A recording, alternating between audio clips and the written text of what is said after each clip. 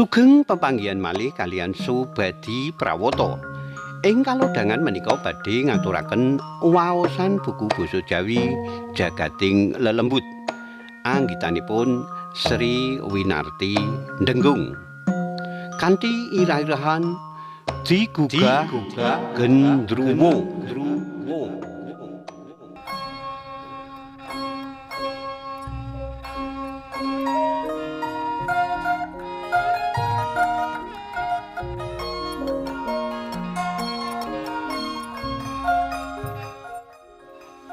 Wektu iku aku sakonco oleh tugas anyar saka perusahaan papanku nyambut gawe kang lagi wae buka cabang ing Borobudur.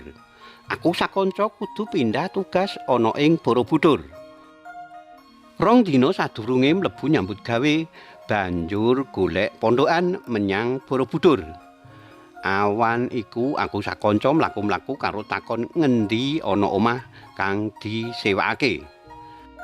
Nalika iku uga ana wong sing nuduhi menawa ing kampung salore candhi ana omah suwung. Aku sakonco banjur goleki omah mau. Pranyata bener ana omah suwung. Muga-muga wae oleh disewa tur meneh murah sewane. Itung-itung nunggokake lan ngresiki omahe tinimbang dianggurake. Tenan, omah iku oleh disewa. Omah iki katon suwe ora dienggoni, katitik saka suket-suket kang tukul ing sakiwa tengene omah katon rungkut. Eman banget omah gedhe tur katon bakoh kok ora dienggoni. Suket ing ngarep omah mau nganti dhuwur-dhuwur. Wit-witan kayata rambutan, sawo, pelem ing sakiwa tengen omah mau meh kabeh padha mulung ing gendheng. Wit-witane wis dhuwur-dhuwur tur ora tau ditutui.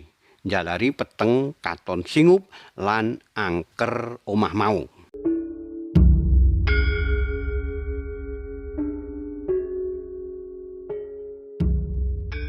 Aku karo kancaku cacah 5 banjur padha reresik. Njaban omah lan njero kabeh diresiki. Nganti 2 dina lagi wae rampung. Sawise diresiki omah katon asri maneh. Layake omah sing lumrahe dienggoni wong. Mbok menawa wong-wong saka sakiwa tengene omah padha batin. Mindah sregepe masing-masing arep padha ngenggoni omahe Pak Jarwo kang wis suwe ora diambah. Omah mau wis udakara 6 taun ora dienggoni amarga sing duwe omah wis tilar donya kabeh. Banjur ora kopen. Tangga kulon omahe sing paling cedhak wae iya ora tau ngambah babar pisan, jarene wedi. Dina Selasa aku sakanca padha boyongan mlebu omah kontrakan kang wis dak resiki bareng-bareng. Barang-barang kang digawa ora akeh. Ing kono ora mangsak amarga mulihe wis sore saben dinane dadi ora kober mangsak. Mangane mung padha jajan. Biasane jajan ing warung mburi pasar utawa tuku bubur nggone Mbah Dal. Anggone ngenggoni omah mau mung saben bengi. Amarga yen awan kabeh ditinggal nyambut gawe. Nanging omah mau wis katon asri lan regeng. Apa maneh kerep ditekani kanca-kancane nyambut gawe. Senajan omah wis ana sing ngenggoni, nanging akeh wong sing padha ngandhakake bab lelembut ing omah iki. Cerita bab lelembut ing omah iki mau nganti keprungu aku sakanca. Nanging cerita mau ora dak gagas. Waton aku ora ngganggu, rakya ora bakal diganggu. Aku uga durung tau merwi dhewe lelembut ing omah iki. Aku sakanca ora maelu karo akeh cerita-cerita lelembut kang jarene mapan ing omahe Pak Jarwo sing saiki dak nggone. Bocah-bocah ing kampung kono uga padha wedi yen liwat ngarep omah mau, trima golek dalan liya. Malah ana sing wis tau diweruhi wong sing gedhe dhuwur kang mlebu metu omah mau. Wektu iku malam Minggu. Aku ing omah pondokan mung dhewe, ora ana kancane. Aku ditinggal kanca-kancaku mulih amarga anggone nyambut gawe prei sedina. Biasane Senin esuk langsung padha njujuk ing gawean. Bayu mulih ing Jogja. Barjono mulih ing Purworejo. Widodo mulih ing Solo. Dene Wahyu mulih ing Magelang. Kabeh kancaku wis padha duwe calon. Dadi ya seneng banget yen nyedaki malam Minggu disik-disikan oleh bali. Beda karo aku. Senajan umurku wis ngancik 26 taun, nanging durung ana wanita sing cocok dadi ganti laning atiku. Apa amarga aku kurang ganteng? Apa kurang sugih? Apa malah kurang kendel karo wanita? Embuh, aku ora ngerti.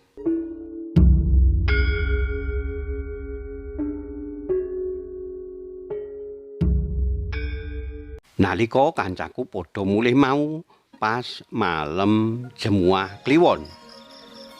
Ngepasi sasi poso.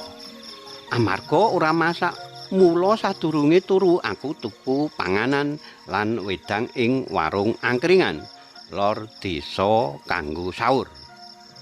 Sego sawungkus, gedhang ambon sauler, gorengan lan teh manis segelas wis dak cepake ing meja cedhak TV. Jam 10 wengi iku udan gerimis lembut. Aku bosen nonton TV amarga ora ana acara sing narik kawigaten lan ora ana sing ngajak ngobrol. Mula aku banjur turu. Anggonku turu ngrasakake kepenak banget. Dasar awak kesel. Weteng wareg turune banjur nglintek. Ora ana sing ganggu. Biasane yen aku ana kancane malah padha ngganggu. Ana sing widet irungku, ana sing nggorok guluku nganggo centong. Lan isih ana maneh ulahe kancaku yen aku turu dhisik amarga padha keganggu anggonku ngorok. Jare kancaku aku yen ngorok banter banget, malah nganti watuk keselak-selak kaya wong mangan kloloden. Wengi iku jam bekerku muni pratandha wektune wis kudu tangi sahur. Kupingku krungu unine jam, nanging mataku isih angel melek. Grayah-grayah tanganku ngrangge jam, banjur tak pateni. Sejaku sedhela maneh anggonku arep tangi. Sahure tak pas wae wektune, karana panganane uga wis cumepak kari ngemplok. Dak rasakake kaya ana sing ngemek-emek awakku. Rasane tangan gede banget sing ngemek awakku. Anyep adem banget tangan mau. Kaya ana wulu-wulune alus. Antep banget. Aku wedi arep melek ora bisa. Mung bisa mbayangake yen tangane semene gedene, gek wonge sepira gedene. Saya suwe awakku saya gemeter. Arep bengok lambe iki kaku, ora bisa kumecap. Aku wedi banget. Aja-aja mengko aku ditekak. Sing ana ing pikiranku kabeh sing sarwa medeni. Atiku banjur tak tata. Dak wanek-wanekake. Aku kudu nyingkirake tangan sing ngemek-emek awakku.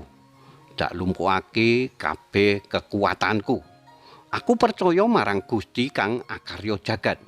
Mesti aku bakal diparingi kekuatan kanggo ngadepi lelembut kang ngganggu aku. Bismillahirrahmanirrahim. Sinambi ngucapake bismillah, aku ngipatake tangan gedhe mau. Aku tangi gregah. Dak sawang sakiwa tengenku ora ana apa-apa. Ngisor dipan dak injen uga ora ana apa-apa. Ing pawon uga ora ana. Lawang ngarep mburi kabeh isih kekancingan. Aku bingung, banjur njegreg karo isih ngoplok keweden. Kelingan kedadian kang bubar dak alami.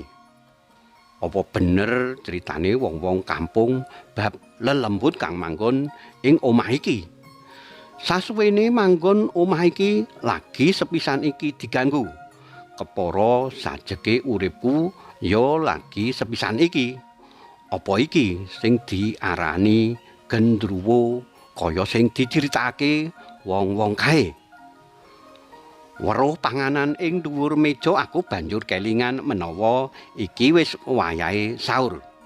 Dak deleng jam ing tembok wis nuduhake jam 3:35 menit. Panganan ing meja banjur age-age tak pangan. Mengko mundhak kesusu imsak. Yen tak pikir ana untunge aku didemek-demek lelembut mau. Aku dadi tangi. Yen ora ngono mestine aku kerinan ora sida sahur. Pranyata lelembut mau nggugah nangekake supaya aku enggal-enggal sahur. Karipta dening Sri Winarti Ndenggung. Cariyos menika kapetik saking kalawarti basa Jawa Jaka Lodang. Nomor kalih tanggal 13 Juni 2012 ing Ngayogyakarta. Matur nuwun awit kawigatosanipun saged pepanggihan malih wonten ing cariyos-cariyos sanesipun. Matur nuwun, matur nuwun, nuwun.